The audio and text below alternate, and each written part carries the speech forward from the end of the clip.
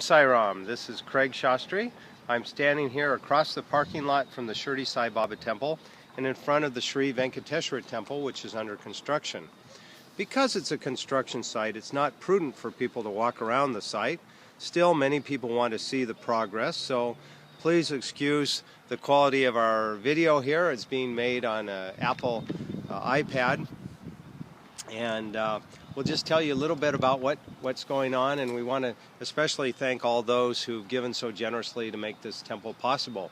In front of us is the main temple, and you can see the steel structure going up that above the front door, and that will house the Rishi Gopuram, a large Gopuram. It takes a little imagination to imagine how it will look when it's finished, but it will be very beautifully handcrafted by the Shilpis we have here. There'll also be a 54-foot Raja Gopuram, which will be even larger, which will be right at the street, and a Vimanam over Sri Venkateswara at the back of the temple, which you can't see right now.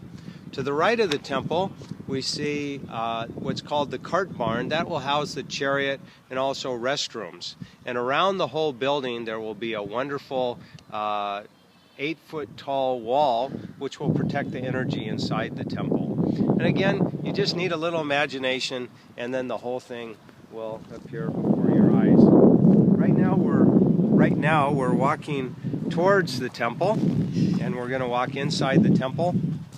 Right now we have 15 Shilpis from Chennai, India. They're all on visas here, and they're religious artisans who are making beautiful ornamentation of the temple, which you'll see as we walk inside the temple.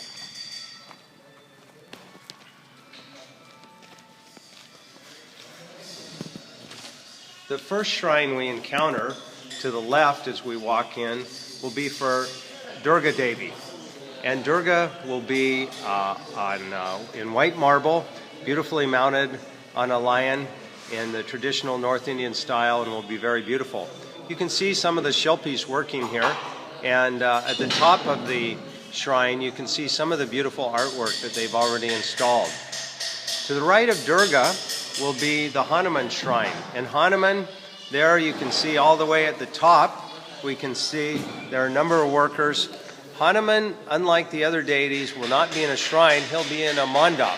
There'll be 4 pillars around him and a beautiful mandap on top. And that's what they're working on right now. This will be a wonderful place to do our Hanuman Chalisa Parayanas. Thanks to all the generous donors who've made this temple possible.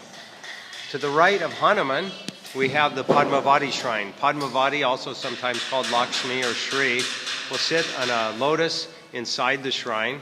It's a very beautiful shrine. You can already see that it's coming to shape.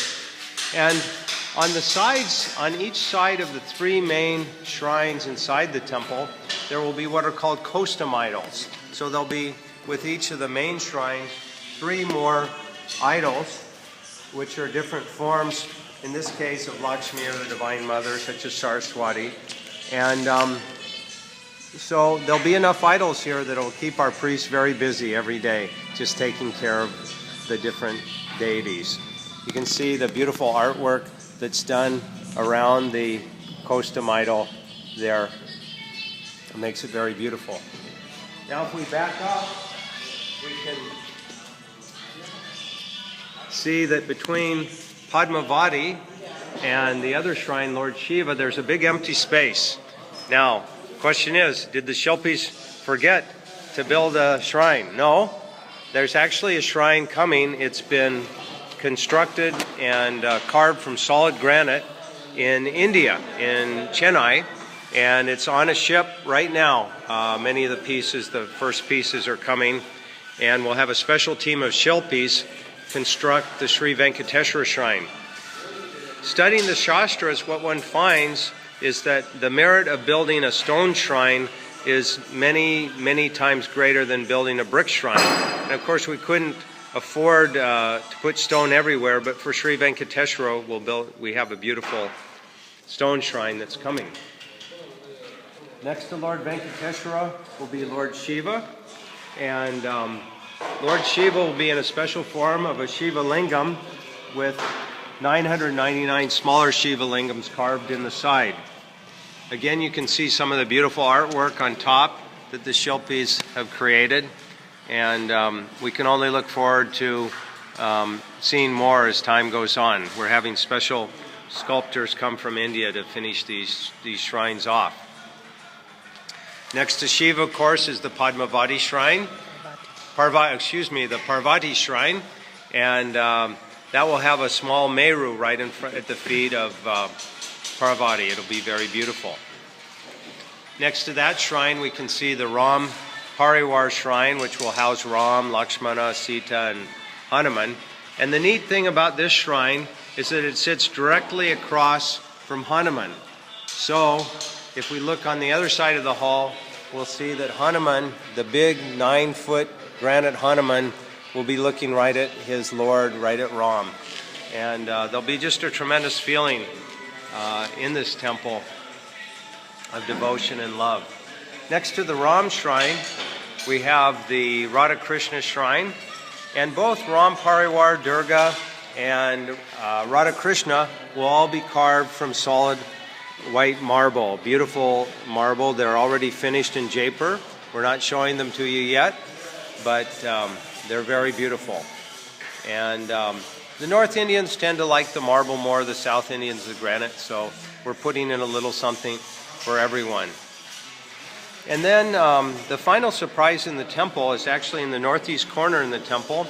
Those who have studied Vastu know that water in the northeast corner of the temple is considered very auspicious.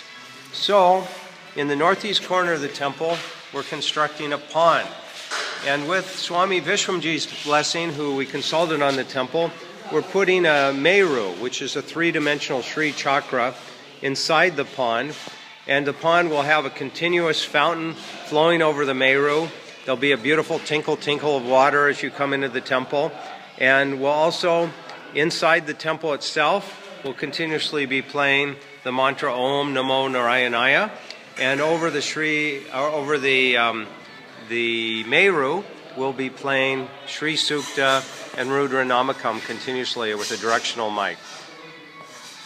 The temple's purpose is to serve the devotees first, but also to purify the atmosphere and make this a better world. So we express our deepest gratitude to everyone who's made this temple possible.